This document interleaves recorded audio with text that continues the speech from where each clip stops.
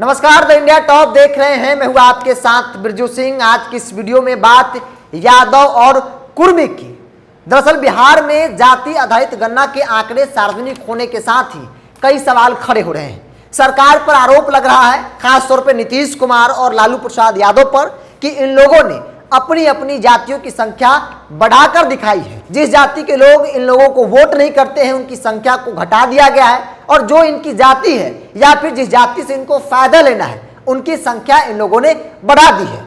इसीलिए आज हम बात करेंगे यादव और कुर्मी। चूंकि जाति आधारित गणना का रिपोर्ट जिस दिन अमल में लाया जाएगा, सबसे ज्यादा नुकसान अगर किसी जाति को होगा तो वो जाति है कुर्मी की, जिस समाज से नीतीश कुमार आते हैं। वो जाति है यादवों की, जिस समाज से तेजस्वी यादव और लालू प्रसाद यादव आते हैं। अब इस बात को समझने के लिए आपको 2020 के विधानसभा चुनाव परिणाम को समझना होगा।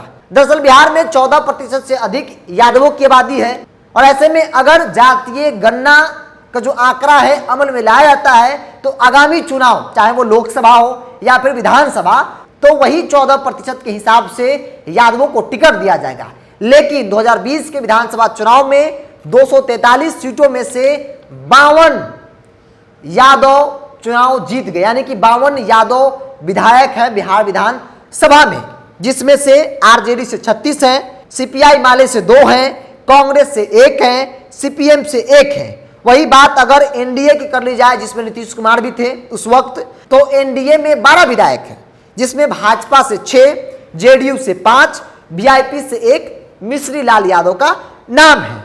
अब सवाल है कि यादवों को कैसे नुकसान होगा, क्योंकि बिहार में यादवों की आबादी 14% से अधिक है, लेकिन विधायकों की संख्या के मामले में और प्रतिशत के मामले में ये उनकी संख्या से कहीं ज्यादा है।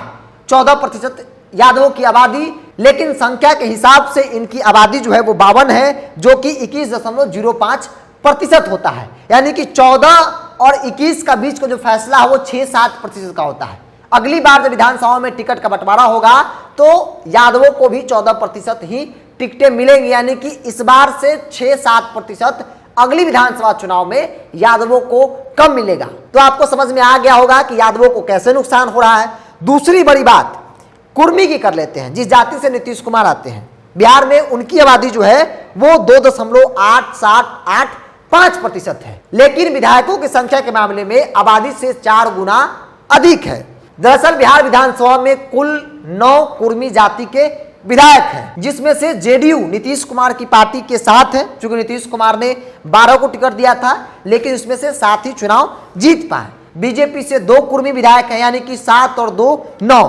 कांग्रेस और आरजेडी ने किसी कुर्मी को उम्मीदवार नहीं बनाया था, यानी कि जिस कुर्मी की आबादी बिहार में 2.87 या 85% है, विधायकों की संख्या के मुकाबले में 4 गुना अधिक है। तो जरा सोचिए कि जिस दिन यह आंकड़ा अमल में लाया जाएगा, चाहे वो कुर्मी हो या फिर यादव हो या फिर दूसरी अन्य जातियां हो, उनको उतना ही सीटें मिलेगी जितनी उनकी संख्या है। क्योंकि संख्या की बात हो रही है और भागीदारी की बात हो रही है। कहा जा रहा है कि जिसकी जितनी संख्या भारी उतनी उसकी भागीदारी। तो ऐसे में यादव और कुर्मी को मौजूदा बिहार विधानसभा के आंकड़ों के मुताबिक अगली विधानसभा चुनाव में काफी नुकसान हो सकता है।